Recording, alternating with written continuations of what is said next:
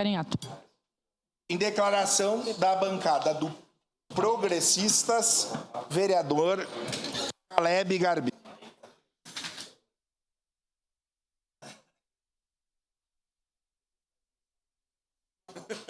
Vai dar tempo.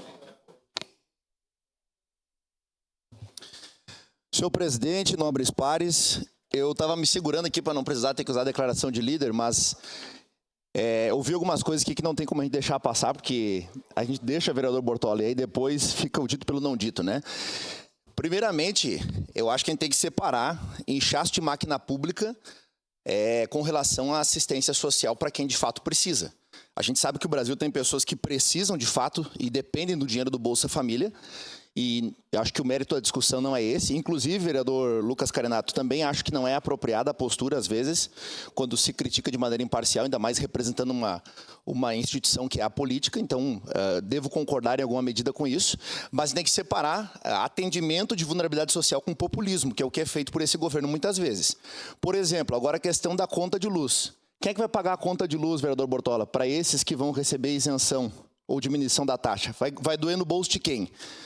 Em quem cada vez tem aumentado cada vez mais imposto no bolso do cidadão da classe média, da classe baixa e média e acima um pouquinho da média, é esses que vão pagar essa conta? Segundo, inchaço da máquina pública é migrar de 23 ministérios, que foi o que tinha o governo Bolsonaro no final do seu governo, para 37 ministérios hoje. Então, é um aumento de 60% de ministérios. E isso é inchaço de máquina pública. Porque não é porque tem mais ministério que entrega mais serviço. A prova disso está aí, ó. A URGS está sendo prometida há mais de uma década. O vereador Rafael Bueno era recém-chegado na política, antes ainda de entrar como vereador. Já está no 4º mandato e até agora não foi entregue nada. Promete e está sempre vindo. A sua filha vai se formar na iniciativa privada e não vai ter vindo a URGS. Só que o assunto vai acabar esse ano, porque ano que vem é ano eleitoral e ano que vem volta de novo o assunto. Aí vem uma nova promessa. Foi citado aqui banqueiros. Quem foi o governo que foi apoiado pelos banqueiros agora na última eleição? Aqui ó, os banqueiros, ó, fizeram o L, né? Então, a gente precisa ser coerente. Está se falando em coerência, precisamos ser coerentes. Quem foi que apoiou o governo Lula? O governo Lula foi apoiado pelos banqueiros, que tanto se fala aqui hoje. A gente não pode confundir a eficiência do Estado com o tamanho dele. É possível construir uma boa sociedade com um Estado menor. Eu acho que quando se fala em redução de Estado, não fala em Estado zero. Eu não defendo que o Estado acabe 10 segundos. uma anarquia. Eu defendo que o Estado reduza e entregue na vida das pessoas o que deve ser entregue. Acabou, é só isso. Agora, vir falar que precisa se estruturar, dar atenção para as pessoas, não é sinônimo de aumentar o número de ministérios de 23 para 37, como está hoje, o absurdo que nós estamos vendo, e milhões de dinheiro gasto com viagem para a primeira-dama, que inclusive, vereador Bortola, é a camisa 10 da nossa oposição. Seu à parte, vereador Iago. Lembrando que no governo Bolsonaro, ele retirou dos bancos 1,5 bilhão do TED, do DOC, de tantas taxas que tinha, que a população deixava de levar esse dinheiro para casa para comprar com um Pix, né? Quando colocou o Pix ali. Começou lá no governo Temer, mas quem implementou de fato foi o governo Bolsonaro. 1,5 bilhão ele retirou dos bancos. E se pudesse, pelo Paulo Guedes, nós teríamos um banco em cada esquina. Coisa que as regulamentações do governo e os empecilhos e tantos deputados da esquerda não gostam e não querem, e aí fica na mão de meia dúzia de bancos o nosso dinheiro. Seria isso, obrigado. Mais uma coisa importante, vereador Iago, muito bom que o senhor disse isso sobre a questão do PIX, inclusive, porque eu lembro que há alguns meses se levantou de novo essa discussão sobre a taxação, né?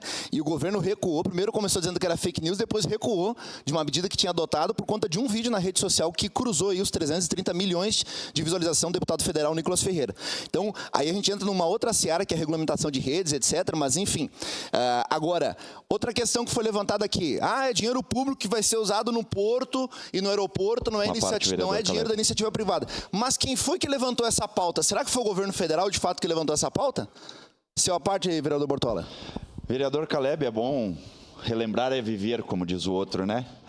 Senador Heinz, eu tenho a resposta para o senhor. Senador Luiz Carlos Heinz, que levantou a pauta do Porto Meridional, do aeroporto, lá do tempo do governo Guerra, até antes, levantou essa pauta. E que brilhantemente lutou com unhas e dentes para fazer acontecer. Diversas vezes o senador Heinz, que não tem raiz em Caxias do Sul, veio a Caxias do Sul, falou com o prefeito, com o vice-prefeito, com o secretário de planejamento, foi até o local, fez, aconteceu, trouxe empresa de Brasília, trouxe não sei quem, todo mundo, para tentar dar o encaminhamento desse problema. Só que não pode cair isso aí no esquecimento. Justamente por isso, porque o senador Heinz, a dedicação, que conseguiu dinheiro para isso, para fazer acontecer, tem que estar envolvido nessas discussões, tem que estar. E nada mais justo do que Caxias do Sul, uma cidade empreendedora, uma cidade industrial, que a SIC cobrar quem deva ser cobrado. Agora, se o político que está à frente não quer ser cobrado, então não venha para a arena de batalha, não venha querer se eleger. É simples. Não quer ser cobrado? Não vai para a batalha, não se elege. Fica em casa. É simples. Abraço. E diga-se de passagem, né? De novo, o Porto Meridional, novamente agora a gente cai numa outra situação do governo federal que agora resolveu medir, vereador Bortolo, o impacto que vai ter na vida marinha, lá em Arroio do Sal, por conta do Porto. Notícia recente essa daí. Nós participamos de um RA recente na SIC, Vossa Excelência também estava junto, e eu lembro que nós conversamos lá, inclusive, com o presidente da SIC, o conselho da SIC, com o senador Heinz, e estávamos criando uma grande expectativa, vereador Iago, e agora vem a notícia. Não, vamos, porque a vida dos ciris vai ser impactada lá em Arroio do Sal.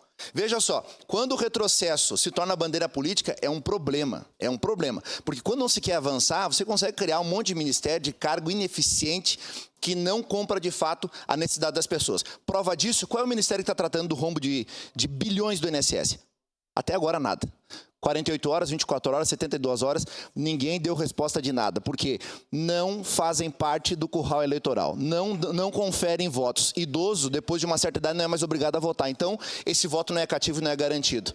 Exatamente. Então, fica aqui um grande ponto de interrogação para a população que está nos assistindo em casa. Até quando a incoerência do governo federal vai perpetuar? Espero que 2026 possa ir embora e possa voltar um governo que, de fato, dê atenção para as pessoas e faça o Estado ser eficiente, não grande nem pequeno, mas eficiente. Muito obrigado. Obrigado, vereador.